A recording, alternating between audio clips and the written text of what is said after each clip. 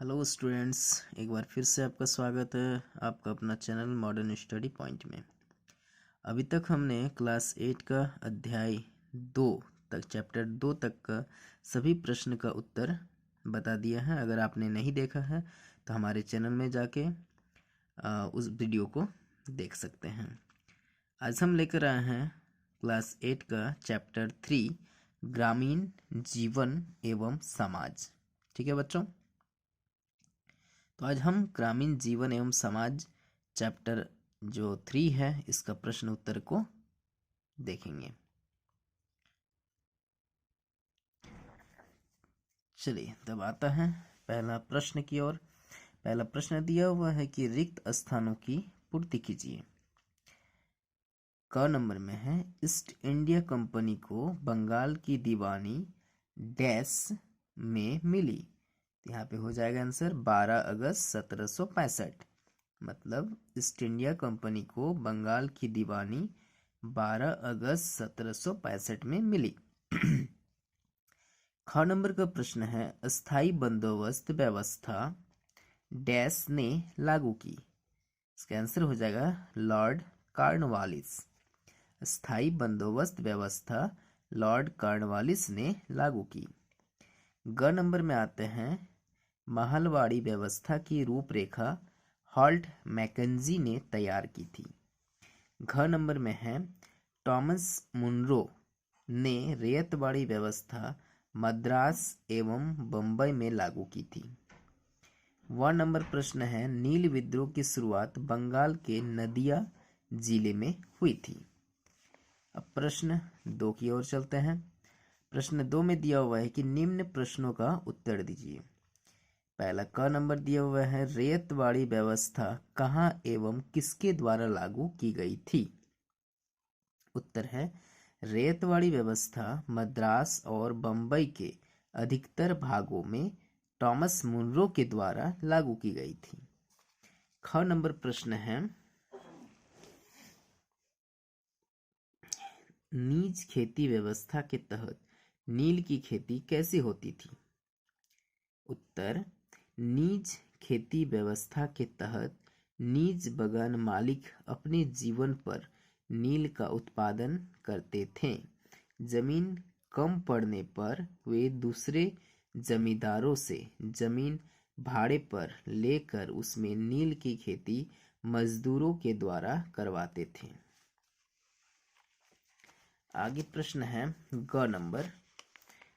ग का प्रश्न दिया हुआ है कि बगान मालिक और किसानों के बीच होने वाले अनुबंध में क्या शर्तें रहती थी। उत्तर है, बगान मालिक और किसानों के बीच होने वाले अनुबंध में निम्न शर्तें रहती थी। इसमें पॉइंट वाइज दिया हुआ है। पहला पॉइंट है, बगान मालिक उन्हें नील के उत्पादन के लिए कम ब्याज दर पर कर्ज देते थे। दूसरा पॉइंट है, रैयतों को अपनी जमीन के 1/4 हिस्से में नील की खेती करनी पड़ती थी। तीसरा पॉइंट है, किसान फसल उत्पादन के बाद उसे बगान मालिक को सौंप देते थे। अब आते हैं घ नंबर पे। घ नंबर में दिया हुआ है, रैयतवाड़ी व्यवस्था को दक्षिण भारत में क्यों शुरू किया गया था। उत्तर है, रैयतवाड़ी व्यवस्था को दक्षिण भारत में शुरू करने का मुख्य कारण यह था कि इस इलाके में बड़े जमींदार नहीं थे। इसके तहत उपज से होने वाले आय का लगभग आधा भाग लगान के रूप में वसूल किया जाता था। किसानों को इस व्यवस्था में अधिक लगान लिए जाने के विरुद्ध न्यायालय में जाने की अनुमति नहीं थी। वह नंबर प्रश्न है, यूरोपीय बाजारों में भारतीय नील की मांग क्यों थी। यूरोपीय बाजारों में भारतीय नील की मांग का प्रमुख कारण यह था कि भारतीय नील उच्च गुणवत्तापूर्ण होता था, जिससे कपड़ों में काफी चमक आ जाती थी। साथ ही यह कम मात्रा में ही यूरोप तक पहुंच पाता था। अब आते हैं अगला प्रश्न जो है, आइए चर्चा करेगा। प्रश्न संख्या 3, नील की खेती के प्रति कंपनी की दिलचस्पी क्यों बढ़ी। उत्तर, 18वीं शताब्दी के शुरू में ब्रिटेन में औद्योगिकरण के शुरू होने से कपास के मांग में भारी वृद्धि हुई, जिससे कपड़ों का भी उत्पादन बढ़ने लगा। अतः कपड़ों की रंगाई के लिए भारतीय नील की मांग में भारी बढ़ोतरी हो गई। इसी बीच वेस्टइंडीज और अमेरिका से ब्रिटेन पहुंचने वाले नील की आपूर्ति अचानक बंद हो गई। इस बीच यूरोप में भारतीय नील की मांग बढ़ गई। इस कारण नील की खेती के प्रति कंपनी की दिलचस्पी बढ़ने लगी। 4 नंबर प्रश्न दिया हुआ है कि अंग्रेजों ने कृषि में सुधार की आवश्यकता क्यों महसूस की। उत्तर, अंग्रेजों के समय भारतीय अर्थव्यवस्था गहरे संकट में फंस गई थी। इसलिए अंग्रेजों को यह लगने लगा कि कृषि में सुधार की आवश्यकता है, ताकि वे अधिक से अधिक लगान और राजस्व प्राप्त कर अपना लाभ में वृद्धि कर सके। इसी का परिणाम है कि वे बंगाल में 1793 में स्थायी बंदोबस्ती कानून लागू की गई। महलवाड़ी व्यवस्था तथा रैयतवाड़ी व्यवस्था भी इसी का देन है। 5 नंबर प्रश्न है, रैयतों को नील की खेती से क्या नुकसान पहुंच रहा था।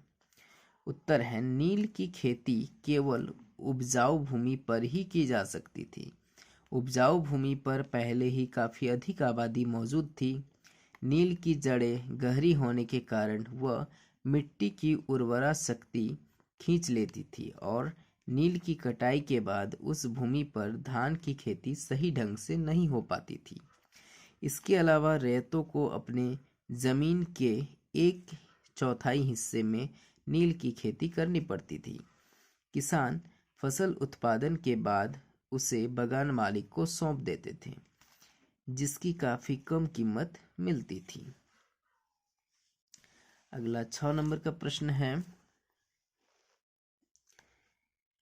स्थायी बंदोबस्त के मुख्य प्रावधान क्या थे। उत्तर, स्थायी बंदोबस्ती के मुख्य प्रावधान निम्न हैं।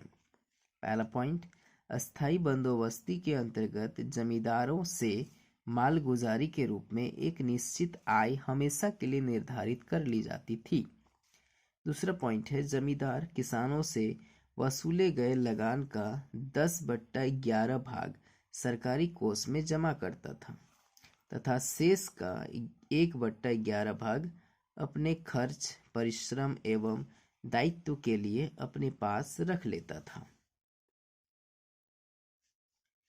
तीसरा पॉइंट है, यदि जमींदार निश्चित समय पर सरकारी खजाने में लगान जमा नहीं करता तो उसकी जमीन नीलाम कर दी जाती थी। 7वां प्रश्न आता है, महलवाड़ी व्यवस्था में खेती कैसे होती थी। उत्तर, महलवाड़ी व्यवस्था के अंतर्गत भूमि पर पूरे ग्राम समुदाय का अधिकार मान लिया जाता था। इस समुदाय के सदस्य अलग अलग या संयुक्त रूप से लगान की अदायगी कर सकते थे। सरकारी लगान को एकत्र करने के प्रति पूरे क्षेत्र या महाल सामूहिक रूप से जिम्मेदार होता था। इस व्यवस्था के तहत राजस्व स्थायी रूप से तय नहीं किए गए, बल्कि कंपनी समय समय पर इसमें संशोधन कर सकती थी। 8वां प्रश्न है, किसान किन कारणों से नील विद्रोह के लिए बाध्य हुए। उत्तर है, किसान निम्न कारणों से नील विद्रोह के लिए बाध्य हुए। पहला पॉइंट है, नील की खेती के लिए कम कीमतों की पेशकश की गई। दूसरा है, नील लाभदायक नहीं था। तीसरा, नील की खेती से भूमि की उर्वरा शक्ति कम होना। चौथा है, कर्ज का बढ़ जाना। 5वां पॉइंट है, अंग्रेजों द्वारा जबरन किसानों से नील की खेती करवाना। छठा पॉइंट है, बगान मालिकों का अत्याचार।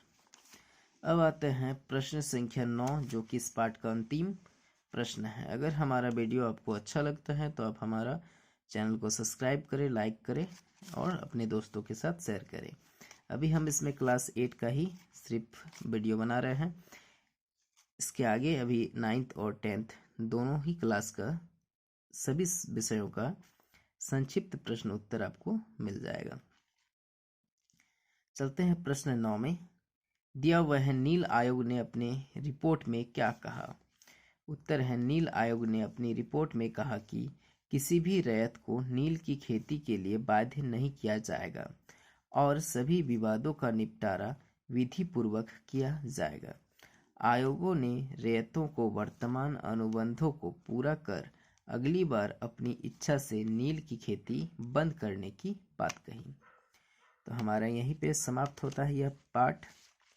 इस पाठ का जो विश्लेषण है वो भी हम वीडियो में बताएंगे, आगे बनाएंगे। अभी तक सिर्फ प्रश्न उत्तर को ही बताया जा रहा है। ठीक है, थैंक यू, धन्यवाद।